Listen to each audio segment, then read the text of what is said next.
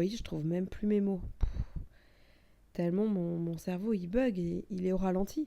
Bonjour, je fais un point étape à quasiment un mois du début de mon challenge. Comme vous pouvez entendre, je suis sur une fin d'angine et je vais vous expliquer pourquoi. Les leçons déjà du premier mois que je peux vous partager sur ce challenge de 90 jours, c'est que j'ai pris la décision très vite de ne pas poster tous les jours sur ce que j'allais faire parce que la tentation, elle est rapide et très vive de partager du contenu sur les réseaux sociaux.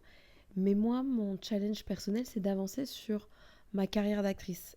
Et en fait, ça va pas de pair. C'est-à-dire que je me donne à peu près 20 minutes ou 30 minutes tous les jours pour avancer. Plus, si j'ai du temps, tant mieux.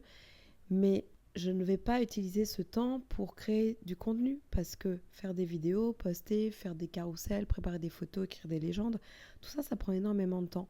Et le piège, il est facile en fait. La première chose, c'est se rappeler pour quelle raison est-ce que je me suis donné ce challenge. La raison, c'est d'avancer sur ma carrière d'actrice. La deuxième chose, c'est que même 20 à 30 minutes par jour, ça permet de faire vraiment pas mal de choses, de rester concentré et de aussi fractionner des petites actions. C'est-à-dire que remettre à jour mon CV, c'est une chose. Le lendemain, j'ai pu envoyer un mail à mon agent pour qu'elle rafraîchisse la page sur son site. Et la troisième chose que je retiens de ce mois-ci, c'est que il y a eu la canicule. C'était ce mois-ci ou le mois dernier? Voilà, j'ai perdu le temps.